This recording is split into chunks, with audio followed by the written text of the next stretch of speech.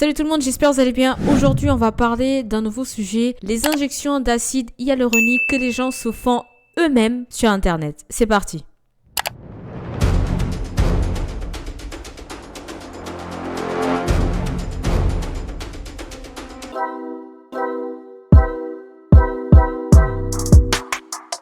Je ne sais pas si vous avez vu, mais ces derniers temps, les personnes se font injecter toutes seules de l'acide hyaluronique à la maison. Non seulement elles se font injecter toutes seules, mais elles en font carrément des tutos pour montrer sur Internet comment on fait. Que ce soit sur TikTok et sur YouTube. Parce que sur YouTube, j'ai vu des personnes le montrent aussi, même si c'est pas depuis aujourd'hui, depuis des années, j'ai vu depuis 1 an, 2, 3 ans, les personnes montrent carrément sur des vidéos longues et tout, et les gens applaudissent. Bien évidemment, comme vous avez compris, le fait que les personnes se font injecter toutes seules de l'acide hyaluronique, les professionnels de leur côté, ils s'inquiètent. Avant tout, qu'est-ce que c'est? L'acide hyaluronique, c'est une substance naturelle qui est dans notre corps, plus exactement qui se trouve dans les articulations, la peau et les yeux.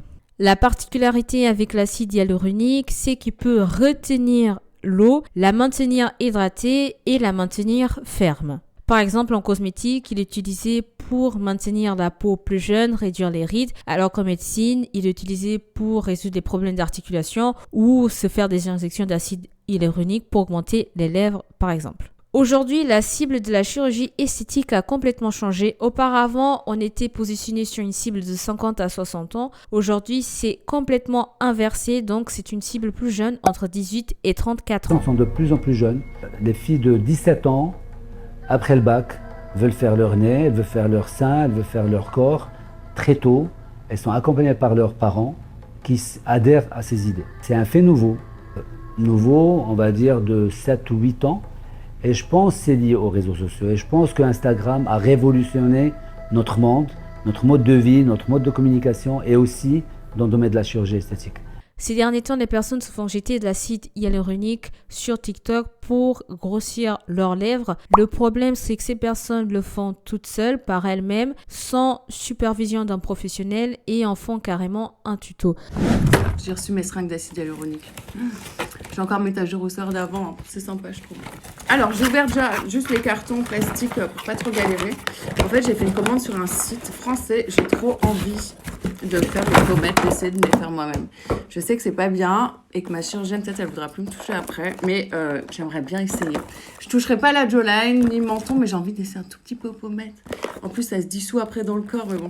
À voir, je suis pas encore sûre. Cet accro à l'acide de 52 ans a recours aux injections depuis ses 35 ans. Pour contrôler le temps, 2 fois par mois, elle s'injecte elle-même tout un tas de produits. Donc là, je pique vraiment en surface à peine. Brûleurs de graisse, vitamines et bien sûr, acide hyaluronique. Patrick. Les injections en elles-mêmes ne sont pas dangereuses. À ma connaissance, en tout cas, moi, il ne m'est jamais rien arrivé, si ce n'est d'avoir des bleus de temps en temps. Éventuellement, ça peut arriver si on pique dans une veine ou dans une artère. Alors, logiquement, on le sent parce que c'est douloureux. Au pire, voilà, ça fait un bleu, ça fait un hématome et puis ça part. Et les acides hyaluroniques, c'est ni plus ni moins que de l'eau, c'est du sodium. Donc, on ne va pas mourir ou faire une nécrose avec de l'acide hyaluronique. Nous montrons ces images au docteur Ben Youssef, médecin esthétique. Quand elle dit qu'il n'y a pas de risque, ce n'est pas vrai. Je ne sais pas si elle le sait ou pas, mais c'est très grave ce qu'elle dit. Quand elle dit que c'est juste un bleu, c'est faux, c'est pas juste un bleu.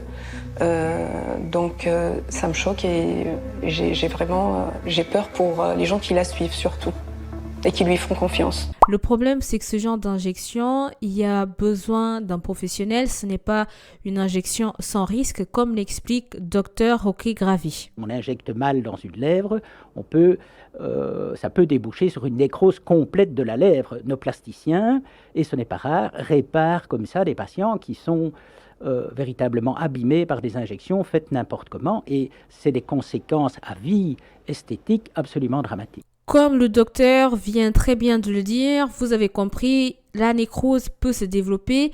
La nécrose, si vous ne savez pas ce que c'est la mort d'une cellule ou d'un tissu organique. Je ne vous conseille pas d'aller voir des photos sur Google. C'est extrêmement flippant. Et donc, lorsque la nécrose est développée, malheureusement, vous pouvez rien y faire. C'est irréversible et en gros, vous aurez un trou dans la peau. C'est pourquoi on met en avant le fait que se faire des injections acide hyaluronique tout seul, ce n'est pas rien. Même si vous regardez sur internet, les gens qui en font du tuto, ça a l'air simple, facile, même s'ils expliquent hyper bien, qu'il y a plein de vues, plein de témoignages. Ne vous fiez pas à ça, ce n'est pas quelque chose de normal de montrer une chose pareille sur internet. Le danger, c'est que c'est devenu tellement banalisé et que les gens en font confiance à des personnes qui ne sont pas médecins. Donc il faut vraiment faire attention à ça. Son cauchemar a commencé lorsqu'elle découvre un compte Instagram. Après quelques messages échangés, un rendez-vous lui est donné dans un appartement loué pour les injections.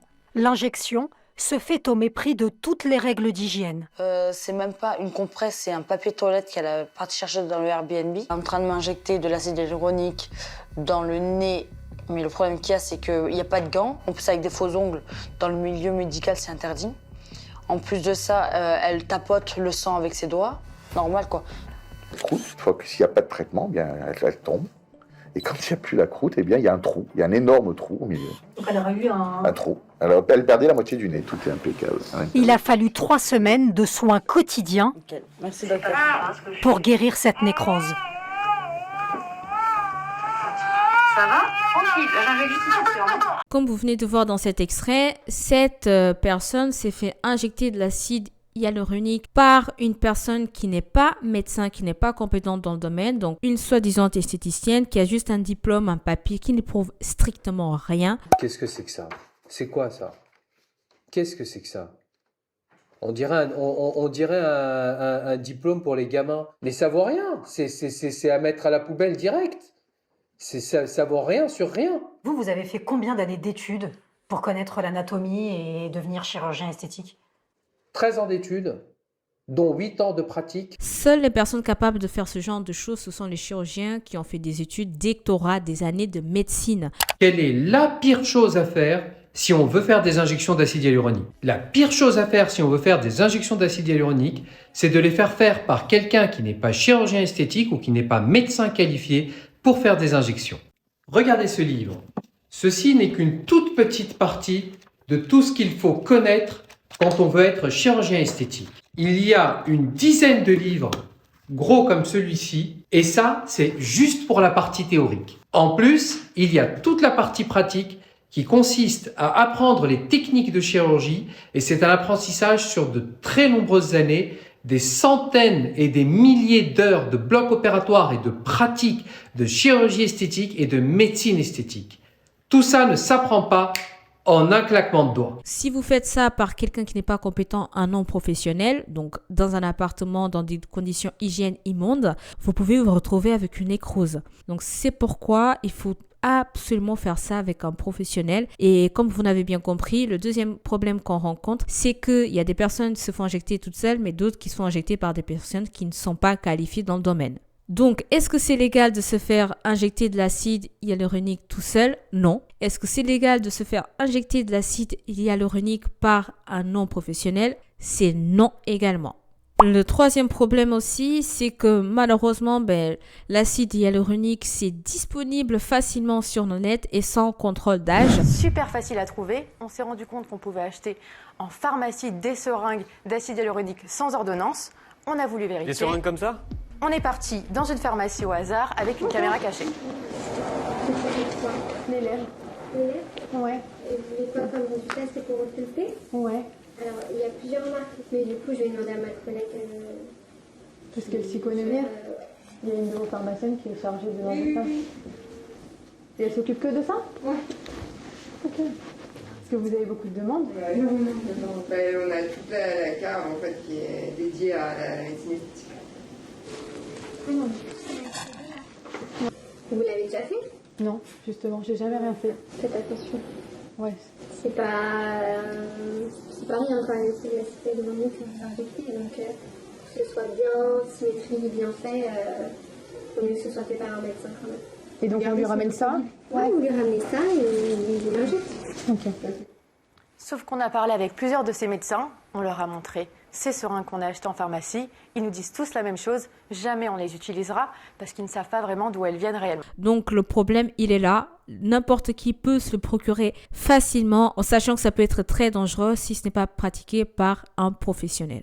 Comme je vous l'avais dit avant, la cible de 50 à 60 ans est passée de 18 à 34 ans qui suivent les dictats de la beauté occidentale, la beauté Instagram.